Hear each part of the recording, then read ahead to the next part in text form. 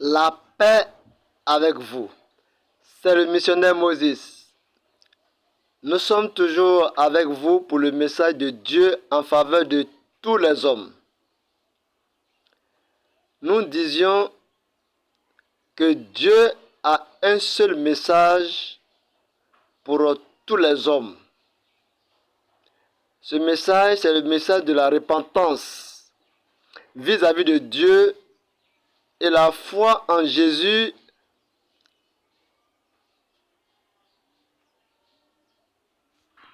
en vue de la manifestation du royaume de Dieu.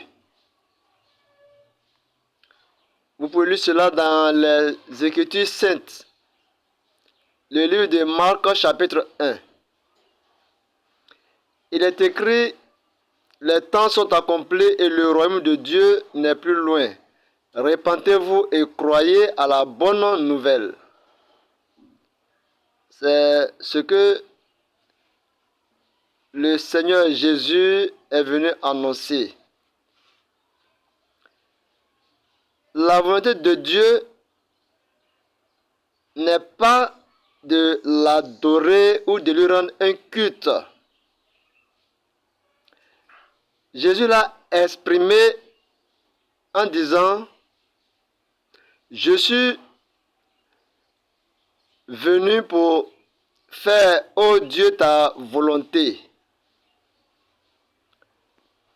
Les Écritures disent que lorsque Dieu a créé l'homme, il a créé dans le but de faire de lui un membre de sa famille. Mais les religions nous ont fait croire que Dieu a créé l'homme pour l'adorer et ils ont organisé différents cultes en faveur de la divinité. Il n'en est rien. Dans le livre des Actes, Actes chapitre 16, nous demandons à chacun de lire, de vérifier ce qu'il entend. C'est ce que Dieu veut. Ce que vous entendez, examinez. Il a dit examinez toutes choses. Retenez ce qui est vrai ou ce qui est bon. Dans Acte 16, il est dit: crois au Seigneur Jésus et tu seras sauvé, toi et ta famille. Jésus étant arrivé, a essayé de faire comprendre aux hommes la volonté de Dieu. Mais c'était difficile en son temps. On lui a posé des questions bizarres. Qu'est-ce que la volonté de Dieu? Et il leur a répondu que la volonté de Dieu, c'est de faire le bien. La volonté de Dieu, c'est de nous aimer les uns les autres comme lui, Jésus, nous a aimés. La volonté de Dieu, c'est vivre par l'Esprit de Dieu. Donc, quand Jésus leur parlait, les hommes en son temps disaient que Moïse est déjà venu et Moïse leur a dit qu'il faut respecter les commandements de Dieu. Que Moïse leur a dit d'aimer son prochain comme soi-même. Il discutait avec Jésus. Jésus dit: c'est vrai, Moïse vous a parlé, mais maintenant moi je vous dis.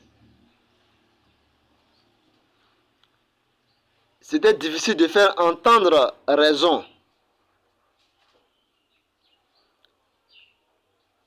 Au point où Jésus leur a posé cette question: c'est Moïse qui va vous juger au dernier jour? Est-ce que c'est Moïse qui va vous juger au dernier jour? C'est moi que Dieu a envoyé. Et il a fait reposer le jugement entre mes mains. La loi a été donnée par les prophètes, mais la grâce et la vérité de Dieu est venue par Jésus. Il dit que la loi a été donnée par Moïse, mais la grâce et la vérité de Dieu est venue par lui. Donc, ce n'est pas ton prophète qui va te juger le dernier jour. Ce n'est pas ton pasteur qui va te juger le dernier jour. Ce n'est pas non plus un prêtre qui va te juger le dernier jour. Ce n'est pas un ministre de culte ou un guide religieux qui va te juger le dernier jour. Mais c'est Jésus, le Messie, le Fils de Dieu. Le Fils unique plutôt. Le Fils unique de Dieu. Donc le Fils unique qui va vous juger parle et les gens discutent. Il dit que Dieu n'a pas envoyé l'homme sur la terre pour lui rendre un culte, pour l'adorer. Non. Mais bien pour former une famille heureuse avec lui. Lisez dans le livre de Genèse chapitre 1. Voilà pourquoi, depuis le péché, Dieu envoie des messagers pour appeler les hommes à la repentance, c'est-à-dire à prendre une décision pour lui, à reconnaître qu'il est notre Père et que ce qu'on demande à un enfant, c'est d'honorer ses parents, c'est tout. Ce n'est pas pour aller lui rendre un culte, s'assembler pour l'adorer.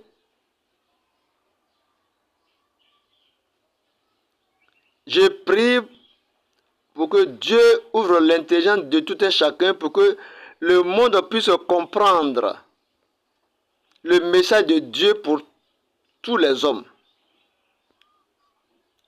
Parce que les hommes vivent à la je m'en fous de Dieu.